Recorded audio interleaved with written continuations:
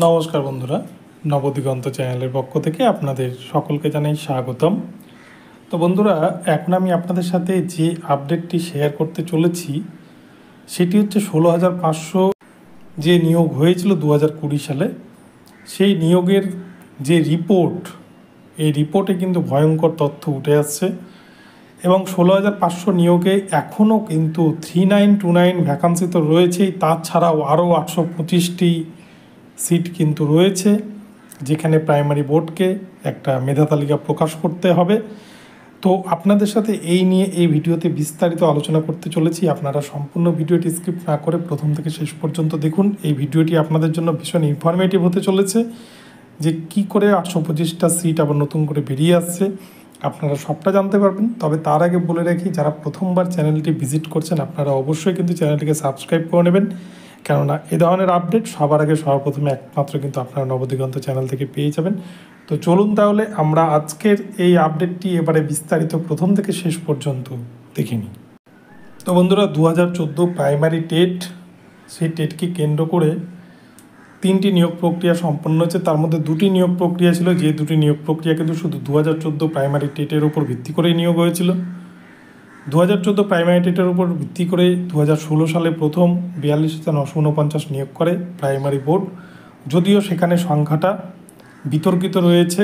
যেটা বোর্ডের অফিসিয়াল যে রিপোর্ট, সেই রিপোর্ট অনুযায়ী 42,949 হলেও সেটা কিন্তু সিবিআইয়ের যে রিপোর্ট, সেখানে দেখা যায় যে 3100 জনকে আরও অতিরিক্ত নিয়োগ করে ফেলেছে, যার জন্য সেই সংখ্যাটা কিন্তু 45,000 ছাড়িয়ে গিয়েছে।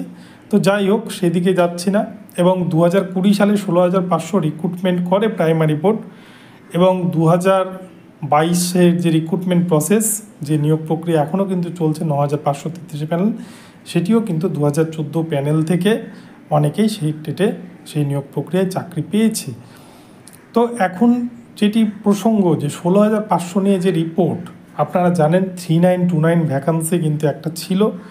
16,500-র ওপর আরটিআই করেছে 23টা ডিপিএসসিতে ক্যান্ডিডেটরা, এবং 3929-এর যে মেন পিটিশনার যারা ছিল আলী হোসেন মণ্ডলরা, তারা কিন্তু 23টা ডিপিএসসির থেকে রিপোর্ট নিয়ে তারপরে মামলা দায়ের করেছিল কলকাতা হাইকোর্টে প্রাক্তন বিচারপতি অভিজিৎ গঙ্গোপাধ্যায়ের এজলাসে।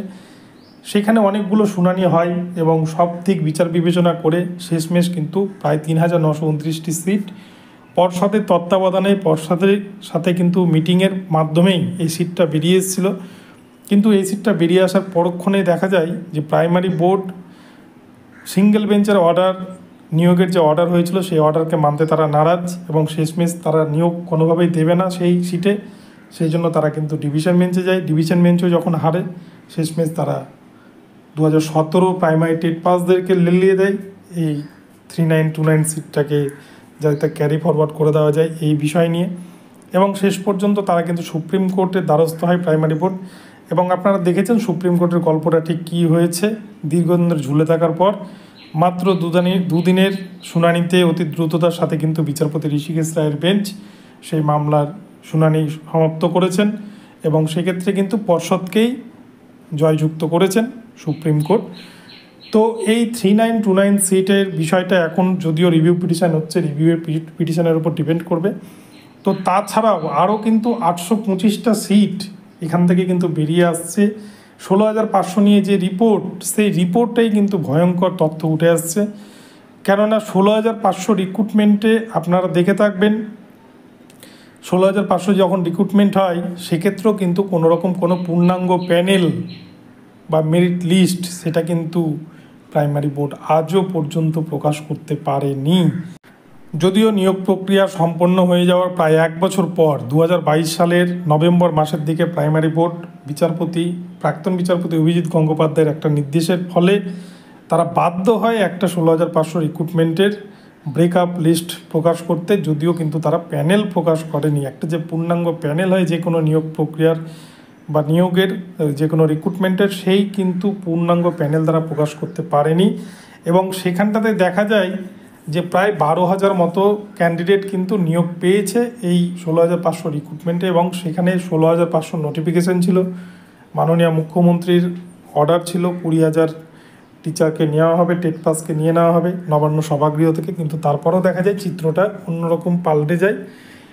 তো এই 16,500 রিক্রুটমেন্টে এখনও পর্যন্ত 825টা সিট আছে। এই সিটটা কিন্তু হচ্ছে 5% ওয়েটিং মামলার সিট, যে সিট এখনও কিন্তু প্রাইমারি বোর্ড ফিল আপ করেনি। এবং প্রাইমারি বোর্ডের উচিত ছিল যখন 16,500 যে প্যানেল তারা পাবলিশ করে কোর্টের রায়ে, তখন কিন্তু তাদেরকে 5%-এর এই প্যানেলটাও পাবলিশ করতে হতো। কিন্তু দেখা যায় যে তারা 5%-এর প্যানেল কিন্তু প্রকাশ করেনি, এবং 5%-এর যে একটা মেরিট লিস্ট তৈরি করতে হয়, যে যারা যারা ওয়েটিংয়ে থাকে তাদেরকে কিন্তু শূন্য পদের জায়গাগুলোই চাকরি দিতে হয়, তো সেই জায়গাটা কিন্তু তারা পূরণ করেনি। আমরা দেখেছি 42,949 নিয়োগের ক্ষেত্রেও 5%-এর প্যানেল তারা দেয়নি। 16,500 রিক্রুটমেন্টের ক্ষেত্রেও 5%-এর প্যানেল তারা দেয়নি। অথচ 2022-এর যে রিক্রুটমেন্ট প্রসেস 9,533-এর প্যানেল, সেখানে কিন্তু দেখা গিয়েছে 5%-এর প্যানেল প্রাইমারি বোর্ড তারা দিয়েছে। তো এটা কিন্তু একই রুলস, 2016 রিক্রুটমেন্ট রুলস অনুযায়ী এটা কিন্তু একটা দোগলাপনা বা দ্বিচারিতা বলা যায়। তো এই 16,500 5% মামলাটা নিয়ে কেস করলে কিন্তু নতুন করে 825টা সিট বেরোবে, এবং এখানটায় কিন্তু নট ইনক্লুডেড যারা রয়েছে তারা এই 825টা সিটে নতুন করে আবার চাকরি পাবে আগামীতে।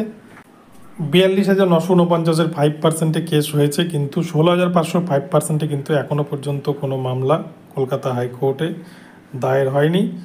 তো আমি বলবো যে যেহেতু রিভিউ পিটিশনটা হচ্ছে 3929 নিয়ে, 3929-এর রিভিউ পিটিশনটা কী হচ্ছে আপনারা আগে দেখে নিন, তারপরে কিন্তু 5%-এর দিকে নইলে মামলা করে বিষয়টিকে কলকাতা হাইকোর্টের নজরে নিয়ে আসার ব্যবস্থা করবেন।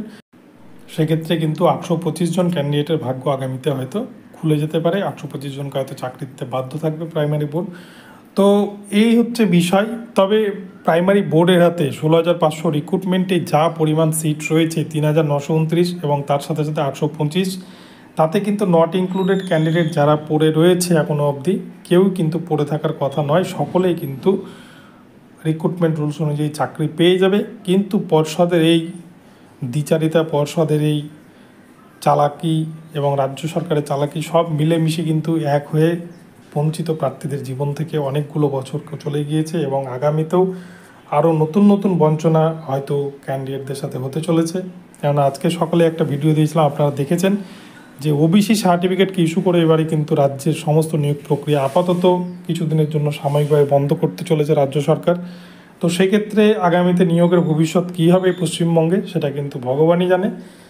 তো বন্ধুরা, এখন এই পর্যন্ত রইল আপনাদের জন্য আপডেটটি। যদি ভিডিওটি আপনাদের ভালো লাগে তাহলে চ্যানেলটিকে সাবস্ক্রাইব করবেন, আর এই ধরনের আপডেট প্রতিনিয়ত সবার আগে সর্বপ্রথমে পেতে আমার চ্যানেলটিকে ফলো করতে থাকুন। ধন্যবাদ সকলকে, সকলে ভালো থাকবেন। পরবর্তীতে আবারও নতুন আপডেট নিয়ে আসবো, দেখা হচ্ছে পরবর্তী ভিডিওতে। ধন্যবাদ।